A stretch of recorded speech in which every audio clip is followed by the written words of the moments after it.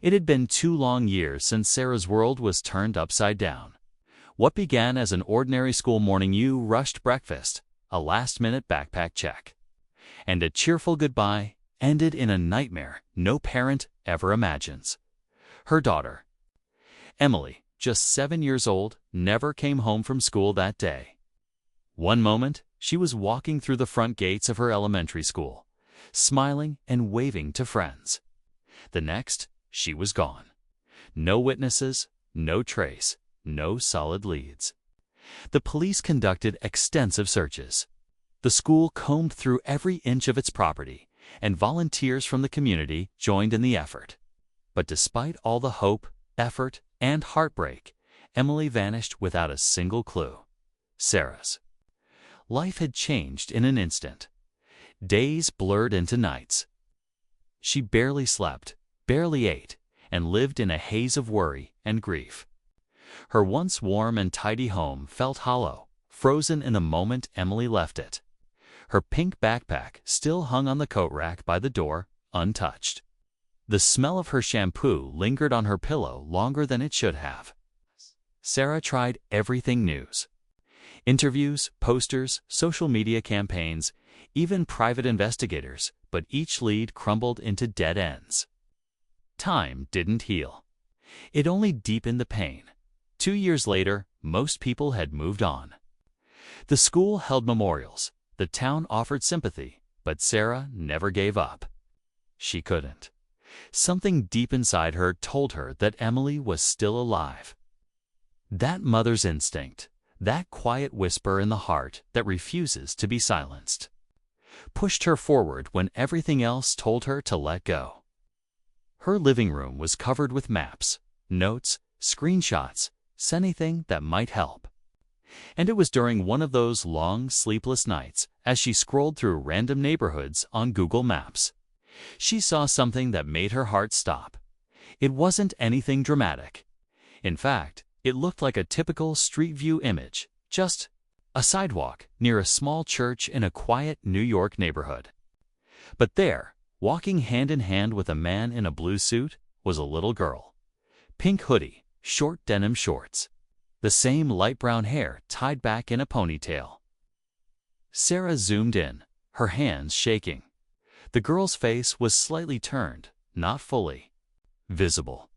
But something about her posture, the way she held her arm, the way her legs curved inward when she walked, it was so familiar. It was Emily. It had to be. For a long moment, Sarah didn't breathe. She just stared at the screen, replaying the image over and over in her mind. Could it really be her daughter? Could she have been alive all this time? Who was the man holding her hand? And why was she there, so far from home? The questions flooded her faster than her mind could answer.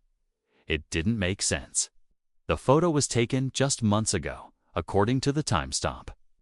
That meant Emily had been somewhere, with someone, for nearly 2 years. The area shown in the image, Mall Street, near Bryant Park, wasn't even on her radar before. It wasn't near any leads, any reports, or any places the police had searched. Yet here it was. A tiny clue, hidden in plain sight, in a quiet corner of the internet. It was as if fate had decided to give Sarah a nudge. She immediately contacted the local police in that area, forwarding them the screenshot and location details. But as always, the process was slow. Too slow. Sarah knew time was precious. Every second mattered. And something about the image felt off.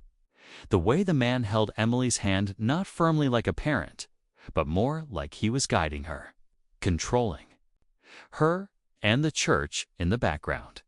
It didn't look like a place of worship anymore. The windows were dark, and the building had a strange, unsettling air. Something wasn't right. Sarah printed the image and pinned it to her wall, circling the girl's figure with a red marker. She couldn't stop thinking about it. She spent hours researching that street, that church, every building in the surrounding blocks. She called shops, emailed local organizations, even joined online forums to talk to residents. Most people had never noticed anything strange. But one message stood out. A woman mentioned hearing strange noises from the old church some nights. People going in, lights flickering, but no regular services being held. That was enough to keep Sarah digging. In her heart, she knew this wasn't just a coincidence. There were too many signs, too many pieces falling into place. For the first time in 2 years, she felt something she hadn't in a long while. Hope. Not just a wishful, distant kind of hope, but something real. Something strong. It was like the beginning of a trail, and Sarah was ready to follow it, no matter where it led. But what she didn't know yet was that the trail would take her far deeper than she ever imagined. The image on Google Maps wasn't just a clue, it was the tip of something much bigger, something that had been quietly unfolding behind the scenes. There were other families, other children, other stories that had gone unnoticed. And that church. It held secrets that no one had dared to uncover. Until now, as Sarah prepared to travel to New York, she packed Emily's favorite toy in her bag, a small stuffed fox, faded but still whole. It was the only thing she could hold on to that reminded her of better days. She didn't know what she would find. She didn't know who that man was. And she didn't know if Emily would even recognize her after all this time. But she had to try. She owed it to her daughter. She owed it to every parent who never got answers, so she zoomed in one last time, memorized every crack in the sidewalk, every detail of the church's doorway, and whispered a promise to the screen. I'm coming. What Sarah will uncover next will challenge everything she thought she knew, not just about her daughter's disappearance, but about the people around her, the systems meant to protect, and how far a mother will go when the world stops listening. This is where part 2 begins, and nothing will ever be the same. Sarah stepped off the train at Penn Station, with her heart pounding louder than the crowd around her. She clutched her phone tightly. The screenshot still open on the screen, the image of the girl who looked just like Emily, walking hand in hand with that man. She had studied every inch of that photo over the past few days. Every building, every sidewalk crack, even the shadows. Now, standing in the city, all of it felt more real, more urgent. She wasn't just a grieving mother anymore. She was a woman on a mission, following the smallest spark of hope that her daughter was still alive. She made her way to the neighborhood where the image was taken. It was quiet, almost too quiet for a place so close to the city center. Mole Street looked almost exactly like it did in the Google Maps image. Modest homes, some boarded windows, a couple of cars parked along the curb. The church stood at the corner like an old sentry, its bricks weathered, the cross above the door slightly tilted. It looked abandoned. No signs, no welcome banners, no sound of music or voices, just silence. Sarah stood on the sidewalk across the street and stared at the entrance, her pulse racing. This was it, a place where her daughter might have been. She didn't go inside right away. Instead, she circled the block, looking for anything out of place. There were no security cameras on the outside of the church. Few homes nearby had mail piled up on their porches, suggesting they were either empty or the residents were away. A small grocery store on the corner caught her eye, so she went in, hoping to find someone who might know the area well. The cashier, an older man with kind eyes, glanced up as she entered. She introduced herself and showed him the printed screenshot, careful not to say too much at first. She simply asked if he recognized the church or the man in the photo. He squinted at the image and sighed. That old building. Been closed for years. Used to be a real church. Then it just ... stopped. Some folks say it's being used for community events or private meetings, but I never see anyone going in during the day. Only at night. Quiet. Strange. Sarah pressed a little further, asking if he'd seen the girl. He looked again, slower this time. Hard to say, he said finally. Could be any kid. But now that I think about it, there was a man, always dressed sharp, blue suit like that. Seen him a couple of times, walking with a little girl. Never came in here, though. That was enough to make Sarah's skin crawl. It wasn't a dead end, was a thread, and it matched. Exactly what she feared. The man wasn't just a stranger passing by. He had been seen with the girl more than once. That meant this wasn't a one-time thing. It was something bigger. Back in her small hotel room that night, Sarah couldn't sleep. She kept playing the cashier's words over in her head. Only at night. Quiet. Strange. She decided to go back and wait near the church the next evening, hoping to see something, anything. She brought snacks, water, and a fully charged phone. She wasn't sure what she expected, but deep down, she feared it wasn't going to be as simple as knocking on the church door and finding Emily inside. The sun dipped below the skyline, and darkness slowly settled over Mole Street. One by one, porch lights flickered on. A few people walked their dogs, and the occasional car passed, but otherwise, the street became eerily still. Sarah sat in her car, parked far enough away not to draw attention, but close enough to keep her eyes on the church entrance. At around 9:45 p.m., movement caught her attention. A black SUV rolled up to the side of the building and parked without turning on its headlights. Moments later, two people stepped out. One was clearly the same. Man from the image, tall, suit pressed, shoulders straight. The second figure was smaller, harder to make out. A child. Sarah gripped the steering wheel tightly, her breath caught in her throat. She leaned forward, trying to get a better look. The child wore a hoodie light pink. Her heart nearly stopped. The man looked around, then tapped on the church door 3 times. Within seconds, someone opened it from the inside. No lights turned on, no noise escaped. Then they both slipped inside, and the door shut behind them. She wanted to run up and bang on the door, scream for Emily, but her instincts told her to wait. Something about this felt wrong. Too controlled, too secretive. If she made the wrong move, she could lose her daughter all over again. She grabbed her phone and recorded everything: the time, the car, the door, the interaction. She needed evidence, something solid to bring to authorities. Over the next few days, Sarah stayed in the area. She saw the man return twice, always late, always quiet, always with the same routine. But the girl wasn't always with him. Sometimes he arrived alone, sometimes with others. Each time, the door opened only after his knock. She began to suspect this wasn't just one missing child. There was something else happening inside those walls, in the daytime. She walked the neighborhood again, this time talking to more people. A woman who lived 2 blocks away mentioned hearing voices late at night, chanting, sometimes crying. But she had written it off as city noise. A teenage boy said he saw kids occasionally in the yard behind the church, but never during school hours. When asked if any of the kids went to local schools, he shook his head. Never seen M in the neighborhood during the day, like they only come out at night. Sarah started to build a timeline, patterns, connections.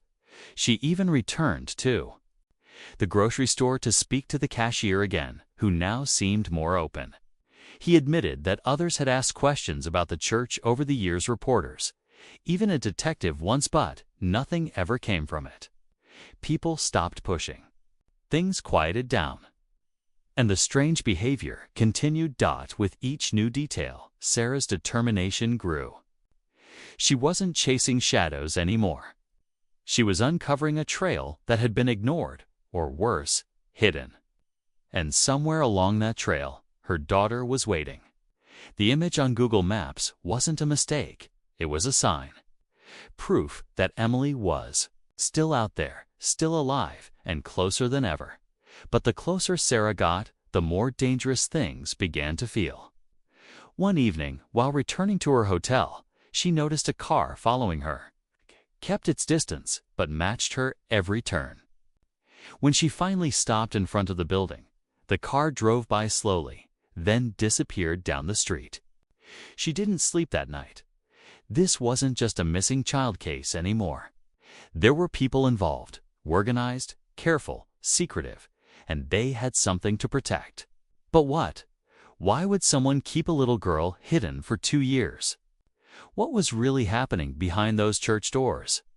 Sarah was getting close to answers, but answers always come at a cost. And the question now wasn't just where Emily was, but whether Sarah was ready to face the truth once she found her. Because something told her deep down that the truth would change everything. Sarah sat in her hotel room, staring at the wall. The same screenshot from Google Maps now printed and taped above her desk. The picture had become more than a clue, was a symbol. A moment frozen in time that refused to be forgotten. Her phone buzzed beside her. It was a message from an anonymous number. Just a few words.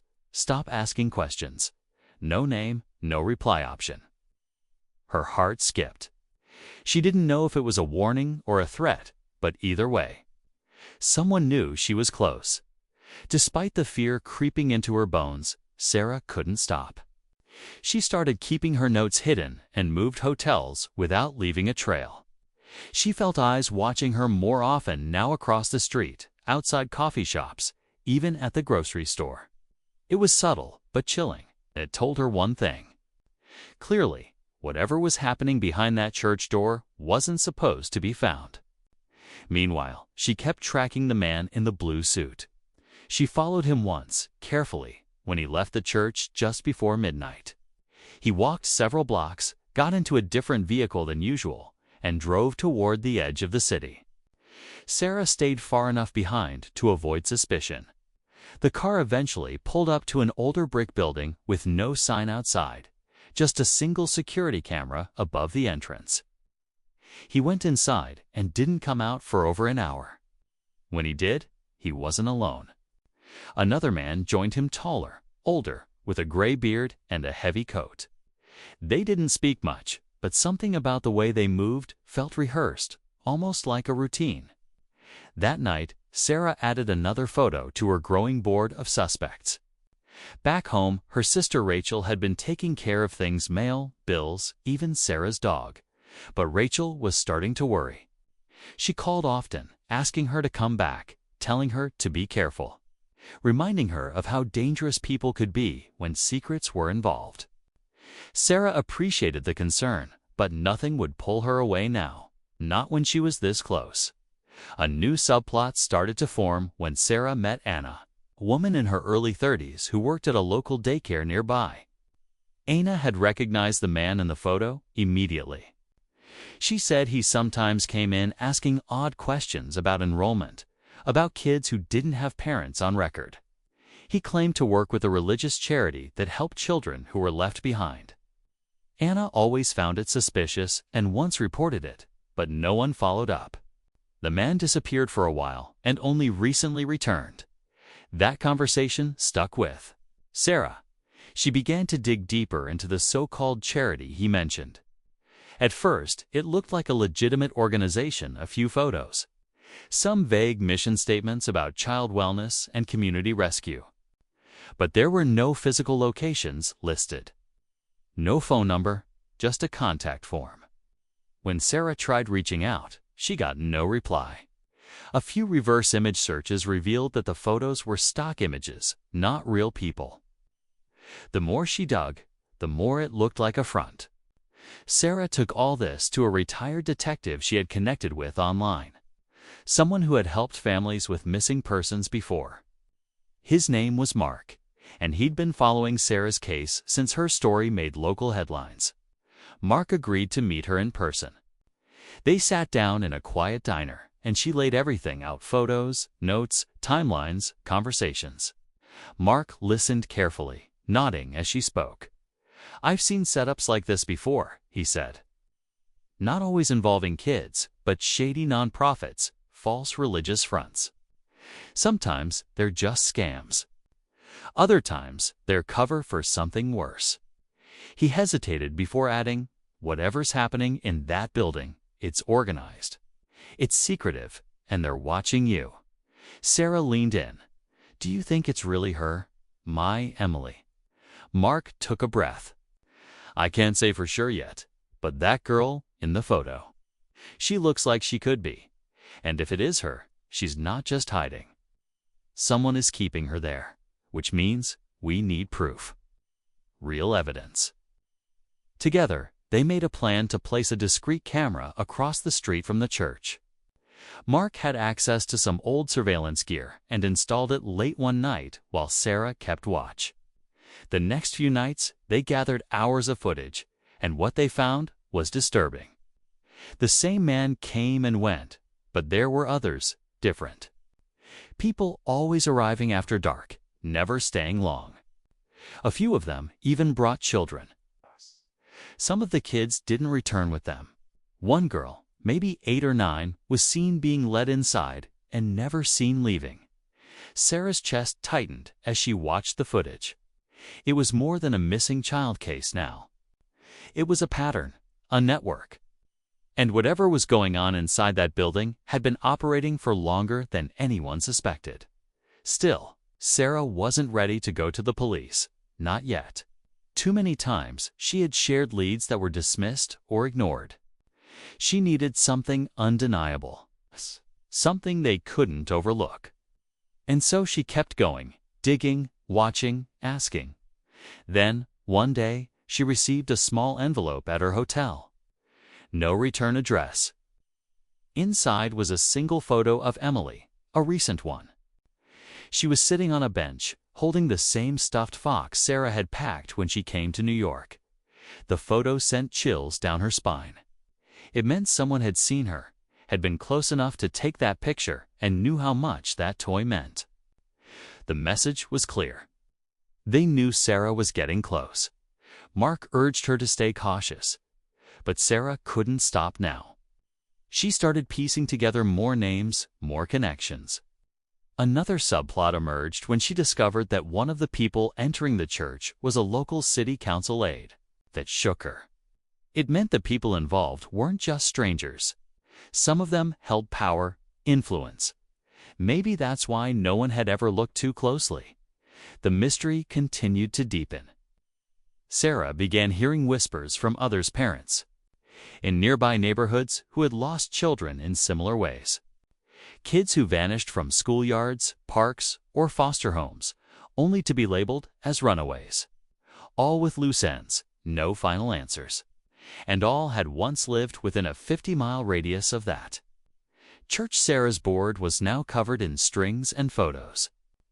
The Google Maps image still sat at the center. But the story was no longer just about one missing girl. It was about a much bigger secret, one that was hidden behind doors most people never questioned. And if she was right, then Emily wasn't the only one waiting to be found. What Sarah didn't know yet was that she wasn't the only one looking. And someone, somewhere, had just decided it was time to stop her. The silence of Mole Street was starting to shift. The deeper she dug, the more the ground trembled beneath her. And what lay beneath that quiet surface was something no one was ready to face. Sarah hadn't slept in 2 days. Her eyes burned from watching footage over and over, frame by frame, searching for anything she might have missed. The video from the latest night showed something different. A new figure, a woman, this time tall. Dressed in a long coat, arriving just after midnight and unlocking the side door to the church with a key. She didn't look around, she didn't pause. She walked in like she belonged there. Sarah paused the footage, zooming in on the woman's face. It was just clear enough to recognize the same woman from the charity website's About page. The supposed director? The photo had looked like a stock image. But now she was real. And she was here. Sarah and Mark knew they were running out of time. Every day they waited, the risk grew. These people knew Sarah was getting closer. They might move, or worse, make sure Emily was never found. The envelope with Emily's photo had been a message, but it was also proof. Someone wanted her too. No, Emily was alive. Maybe even hoped she'd back off, satisfied to know her daughter was still breathing. But Sarah couldn't do that. She wouldn't. She wasn't satisfied. She wanted her daughter back. That night, they set up across the street again, this time armed with more than just a camera. Mark had brought a microphone dish, something from his old police days, to try capturing sound from inside the building. Sarah held the headset, her heart beating in her ears. At first, there was only silence, then a faint hum, low voices, a shuffle, then clearer children, laughing, maybe, playing. One voice stood out. It was soft, but it hit Sarah like a lightning bolt. It sounded like Emily. She clutched the headphones tighter. Mark, that's her. I swear, that's her voice. Mark listened to Kue couldn't confirm it, but he believed Sarah. They decided to take it a step further. No more just watching. They needed to get inside, but they had to be careful. If they barged in, they could destroy everything, risk their safety, risk Emily. So Mark made contact with an old friend still on the force, someone he trusted. A meeting was set up discreetly, and Sarah handed over everything: photos, audio recordings, patterns, names. The officer, a woman named Detective Lane, was skeptical at first. But when she saw the footage and heard the audio, her tone shifted. "You're onto something," she said. "And it's bigger than we thought." But she warned Sarah not to go near the building again. "Let us handle it now. If they realize they're being watched, they'll disappear." Sarah nodded, but deep down, she knew she wasn't letting go. Not now. The next day, she stayed hidden but close, watching from a small alley that gave her a clear view of the church. Around sunset, she saw something she hadn't expected: another child. A boy this time, maybe 10, being let in through the back door. He looked confused, scared. Sarah's stomach turned. This wasn't just a hiding place. It was something darker. She snapped photos, logged the time, and sent them to Mark and Detective Lane. Just after midnight, Mark called her. "They're preparing a raid. We just need more evidence tying the charity to the building documents. Anything." Sarah didn't hesitate. "Then I'm going in." "Sorono, don't. Let the police. I can't wait, Mark. I'm not walking away again." He didn't argue further. He knew she was already gone. Sarah waited until after 2 a.m., when the street was dead quiet and no lights showed through the church windows. She wore dark clothes and tucked her hair into a hat. She slipped around the back where she'd seen the boy enter earlier. The door was locked, but the frame was old. With enough pressure and Mark's old crowbar, it creaked open. Inside, the air was thick and musty. The building was colder than she expected, and eerily silent. She moved quietly through the halls, keeping her phone camera on, recording every step. The rooms were empty, at first dusty pews, old chairs, forgotten hymn books. But then she heard it. A faint sound like a voice reading, not English, something else. She followed it down a hallway, past a half-shut door, and stopped when she saw light seeping through the cracks. She peeked inside. Her breath caught. It was a small room, maybe once used as a classroom or office. Now it held shelves of boxes, papers, and folders. And in the center, the man in the blue suit stood talking quietly with the woman in the long coat. They didn't notice her. On the wall behind them was a corkboard covered in photos of children, printed documents, maps, like some kind of tracking system. Sarah reached into her pocket, turned on her voice recorder, and slowly backed away. She didn't see the other man behind her until it was too late.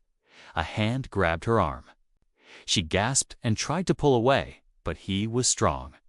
She fought silently, refusing to scream. If they knew she was there, they might move the children.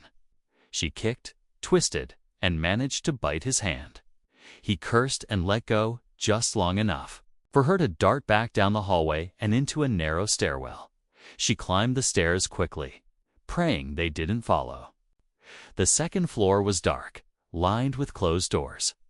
She opened one at random and froze. Inside, lying on a bunk, was a child, and it was Emily. Her daughter looked up groggily, then sat up slowly, blinking. "Mom?" she whispered. Tears filled Sarah's eyes. She wanted to run to her, to hold her, but she raised her finger to her lips instead. "It's okay. I'm here." Suddenly, footsteps echoed from below. They were coming. Sarah grabbed Emily's hand. "We have to go, now." They ran down the hallway, back toward the stairwell, when they heard shouting from below. The door slammed open. Flashlights, voices, police, hands where we can see them. Mark had kept his word. The raid had begun, but Sarah wasn't safe. Yet not with Emily in her arms and danger still lurking in the shadows of the church. She crouched behind a column, holding her daughter tight as chaos unfolded downstairs. She didn't know who had been caught. She didn't know if they'd all get out. But for the first time in 2 years, she was holding Emily again, and she wasn't letting go. Sirens blared outside as flashing red and blue lights danced through the broken stained glass windows. Sarah held Emily tightly, her daughter's small arms clinging around her neck. Both of them tucked in a dark corner on the second floor. Heavy boots pounded the floorboards below. The police were clearing rooms, shouting orders. Sarah whispered to Emily, "It's going to be okay, baby. I've got you." But even as she said it, a sharp unease crept up her spine. Something didn't feel right. She peeked down the staircase, just in time to see one of the officers holding a flashlight turn the beam toward the far hallway away from them. In that same moment, a shadow moved. A figure darted from one doorway to another, too quickly for the officer to notice. Sarah's breath caught. Someone was still here. Someone who hadn't been caught. She ducked back, clutching Emily closer. Her daughter trembled, not from the cold, but from fear. "Mom," she whispered shakily. "He said if I ran, he'd hurt you. He showed me pictures of you." Sarah's blood went cold. Pictures. How could he have pictures? Then she remembered the envelope. Someone had been following her long before she arrived in New York. They had eyes on her the whole time, and they had planned for this. Suddenly, a loud creak came from the hallway.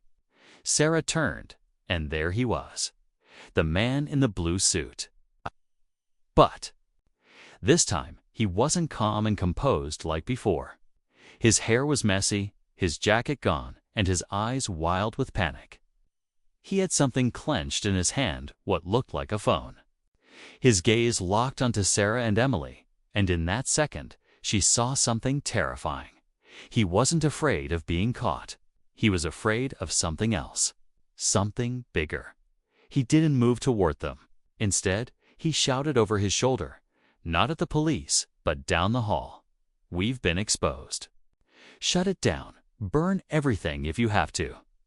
Then he turned and ran the other way. Sarah didn't wait. She picked Emily up and rushed down the stairwell just as the officers were clearing the last rooms.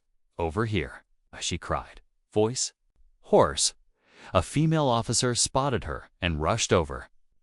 Sarah collapsed into her arms. Emily safe in her lap, both of them shaking. The room buzzed with noisifiers shouting, people being handcuffed, radios crackling with updates. But in the chaos, one voice cut through Detective Lane. She stormed in, face stern. "We've got 3 in custody. 2 got away through a tunnel in the basement. We're sealing off the exits now. You 2 need to get to safety." She looked down at Emily, her face softening. "We'll take care of the rest." But just as they were being let out, an explosion of noise erupted from behind the church.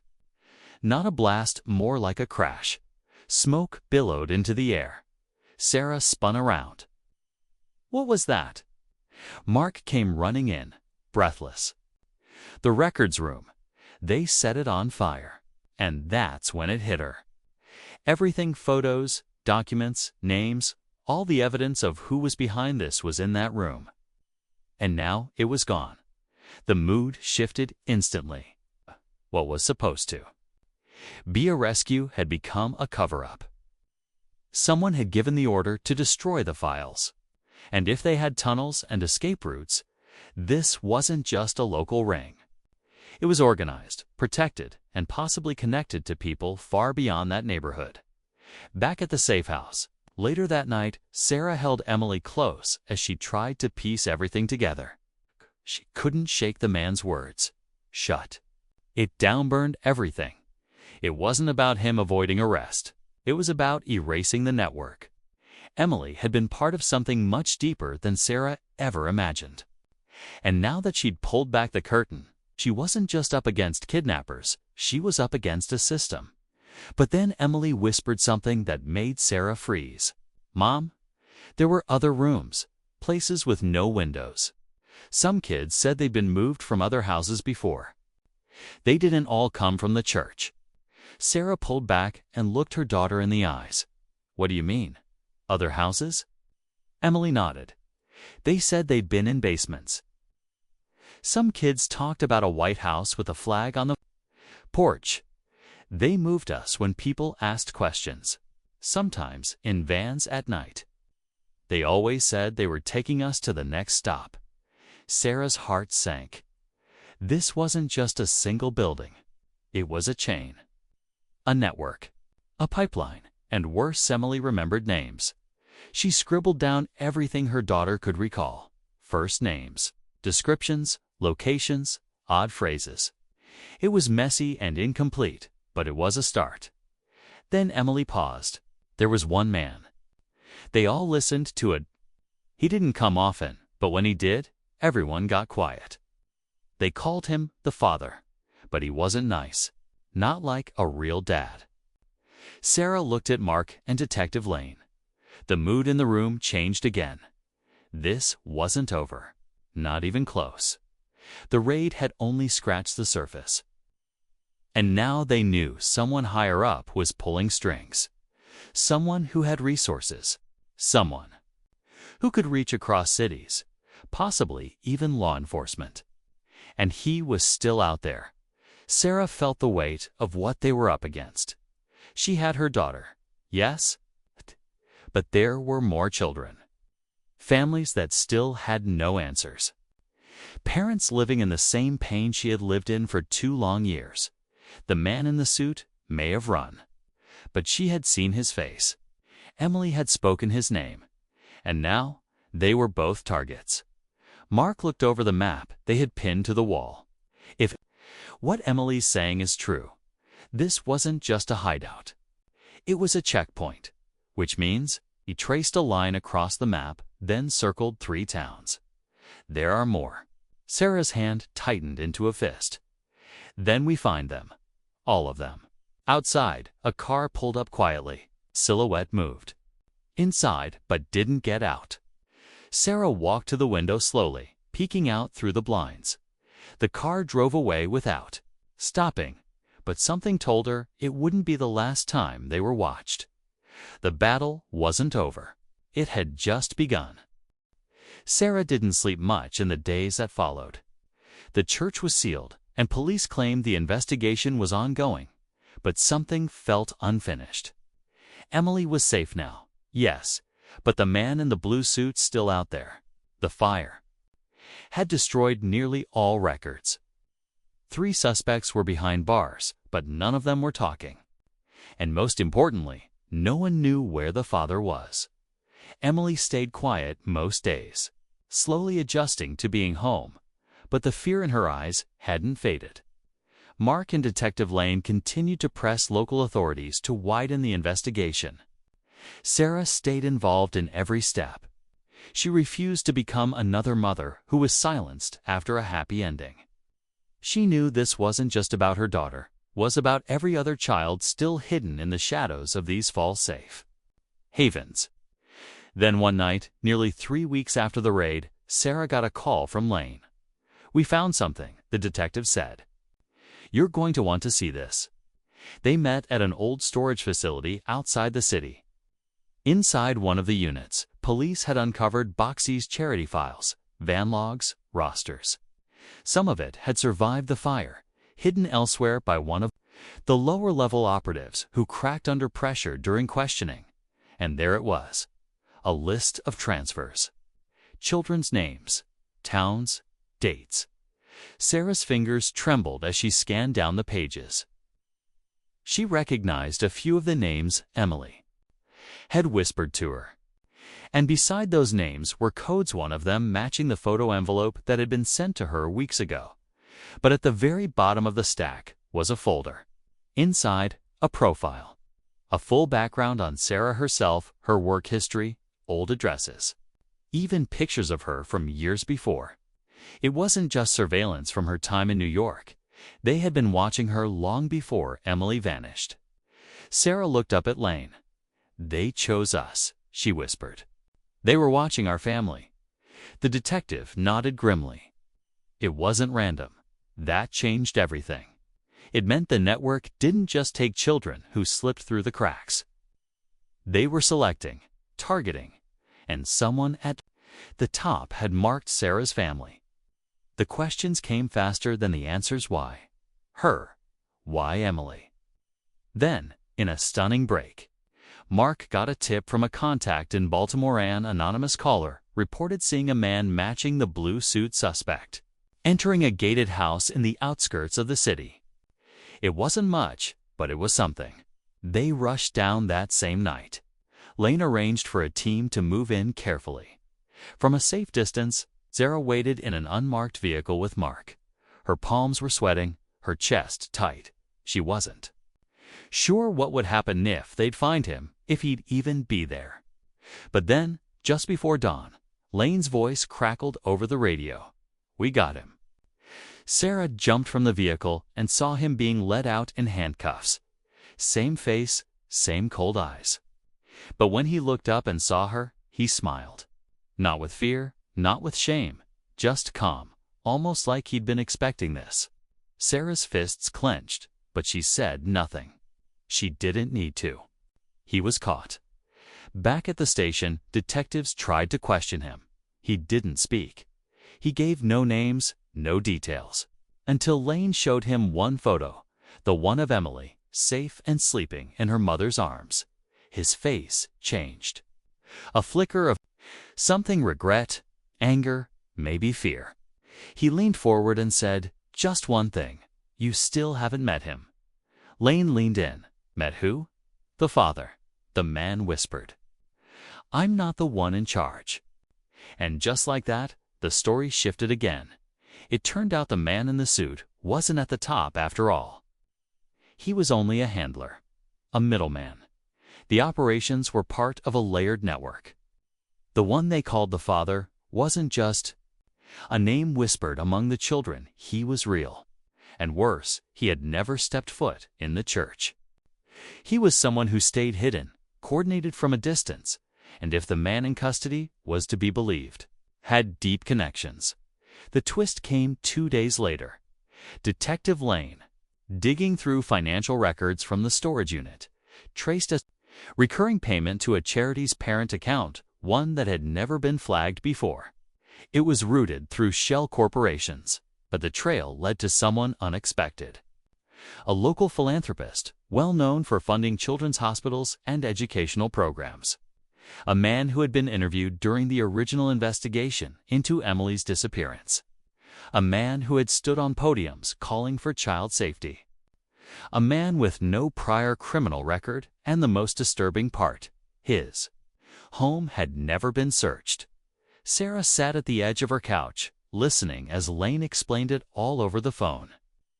The man's real name wasn't even listed on any of the charity documents, but his money was, his signature was, and his codename, Father A, matched dozens of wire transfers linked to the missing children cases. The realization hit like a wave. The father wasn't a ghost. He was in plain sight, Lane filed for an emergency warrant. But before it was executed, the man vanished. His estate was found abandoned, surveillance wiped. And just like that, he was gone. That night, Sarah stood in Emily's room, watching her daughter sleep. Safe, peaceful, finally home. But her thoughts spiraled. The monster wasn't in cuffs. He had slipped away. Again, the network had been wounded, but not destroyed. Still, Sarah didn't feel hopeless. Because now, she had something she didn't before. The truth. And she wasn't alone anymore. This time, she knew what she was fighting. And she would never stop. In the months that followed, life for Sarah and Emily slowly began to feel real again. The quiet mornings, the soft sound of cereal hitting the bowl. The light from the window warming the kitchenette was all familiar, but not the same. Emily had changed in ways only a mother could fully notice. There were moments she would flinch at loud noises or freeze when a stranger walked by. But there were also signs of strength. How she would sit a little straighter during her therapy sessions. Or how she'd reach out and hold Sarah's hand tighter when walking past crowds. Sarah kept going too. She never went back to her old marketing job. Instead, she began volunteering at the same missing children's advocacy group that once helped her. She found purpose in helping other families who felt just as lost and helpless as she once did. Her story spread quietly at first online forums, local podcasts, and then national media. But she was careful. Not everything was for the public. Some parts of her family's trauma she held on to privately, out of respect for Emily. Detective Lane kept the investigation open, even though the man known as the father remained missing. With the evidence gathered and the arrests made, several connected individuals were brought to trial, to plead guilty. One cooperated, revealing even more about how the network operated. But no one could say for certain how far it all reached, or who else was involved at the top one evening. While Sarah sat reviewing a new case file, Emily walked in and sat beside her. She looked over the scattered papers, the photos of another missing girl, and asked, "Are we going to help her too?" Sarah smiled gently, brushing a piece of hair behind her daughter's ear. "We're going to try," she said. And she meant it. As the seasons changed, Sarah and Mark grew closer again. The shared trauma had nearly pulled them apart, but the fight to bring their daughter home also reminded them of who they were before the loss. Slowly, with time and patience, they started to rebuild not just their relationship, but their family. Mark started coaching soccer again. Emily even joined the team, not because she loved sports, but because she said it helped her feel normal. There were still questions that would never have clear answers. Why had they been chosen? Who had watched them? And most of all, where had the father disappeared to? But sometimes the search for truth isn't about finding every last piece. Sometimes it's about finding peace with what you've uncovered and using that knowledge to protect others. One unexpected subplot that unfolded was with one of the women arrested during the church read, a volunteer named Carla. She wasn't directly involved in the abductions, but had known things weren't right. During her trial, she gave a full testimony about her time inside the church. She had joined, thinking it was a youth rehabilitation program. She stayed out of fear, and in a surprising twist, she admitted that it was she who had slipped the envelope of photos into Sarah's mailbox. She said she saw Emily's school photo and couldn't live with the guilt anymore. Her confession was a turning point. It gave closure to Sarah. Not forgiveness, but understanding. Not everyone in that building was evil. Some were manipulated, some too scared to act. But someone chose to help. That mattered. Eventually, the FBI picked up where the local investigation ended. With help from Lane, they launched a broader task force focused on similar cases nationwide. Sarah was asked to be part of a committee that helped review policy changes for how schools and local charities handle background checks and reporting. It was painful work, but necessary. and for the first time, she felt like she was doing more than surviving. She was shaping something that might protect others. Emily began writing about her experience in a journal. Her therapist encouraged it as a way to process the past. One night, Sarah found a folded note on her pillow. Simply read, "Thank you for never giving up. I remember the stars you drew on my backpack. That helped me believe you were looking."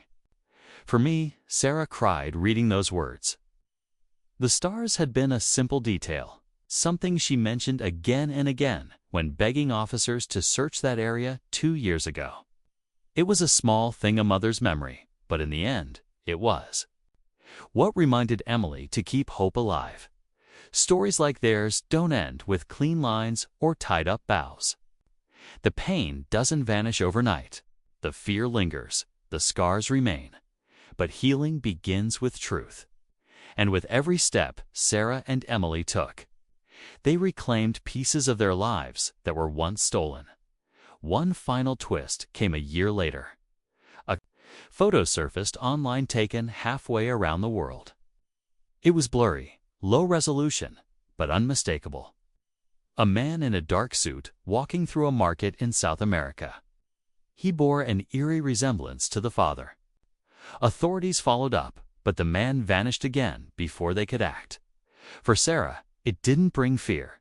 It brought fire. It reminded her the fight wasn't over, but it also confirmed something important.